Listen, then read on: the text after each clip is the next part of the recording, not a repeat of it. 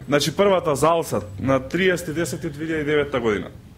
Прашањето е: дали сте подготвени за предвремени избори за кои се зборува многу, или без оглед дали ќе бидат предвремени или редовни, и доколку успее Груевски да победи на овие избори, дали тоа значи крај на политичката кариера на Црвенковски, дали тоа ќе се повлечете? Одговорот на господин Бранко Црвенковски: да, точно е. Значи, ако на следните избори СДСМ претрпи пораз од страна на ВМРО-ДПМН, јас ќе се повлечам од лидерската функција на Социјалдемократскиот сојуз и од политиката.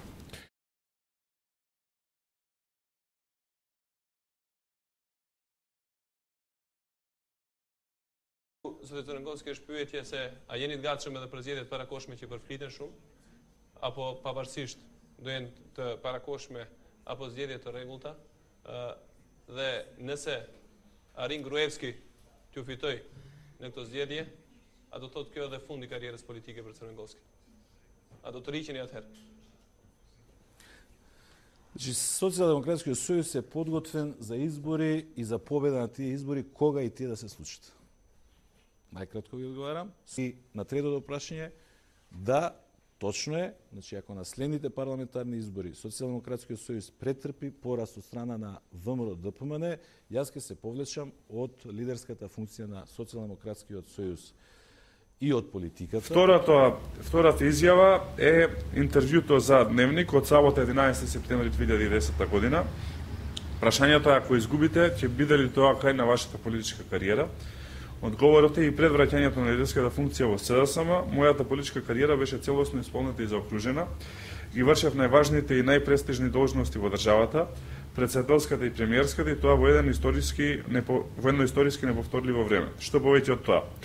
Вашето прашање се разбира, ако тезата содржана во него е точна, интересно друг аспект.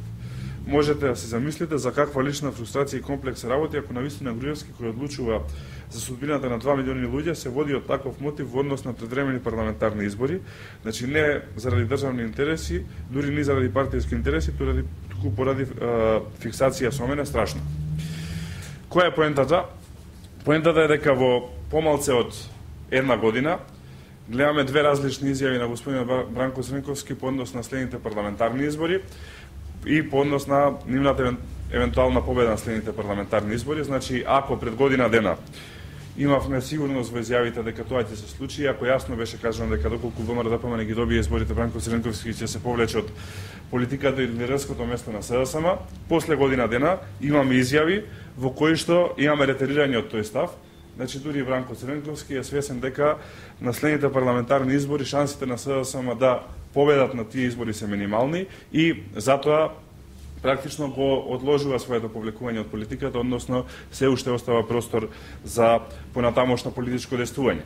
Ова го отвараме како прашање од многу едноставна причина, што СДСМ во изминативе година и полот како Бранко Црвенковски е председател на партијата, покрај тоа што не може да добие повеќе од 10-11% рейтинг, не успеа да изгради кадровски потенцијал, односно барем да понуди кадровски потенцијал во јавноста, кој што ќе се спротистави на она што го има како своји кадри ВМРО-ДПМН. Понатака не видовме програма и политики кои што ќе се спротистават на владините политики, не видовме концепт за тоа. Единственото што го гледаме е несигурност и кај председателот на СДСМ во судбината на СДСМ, односно во можностите за евентуален успех.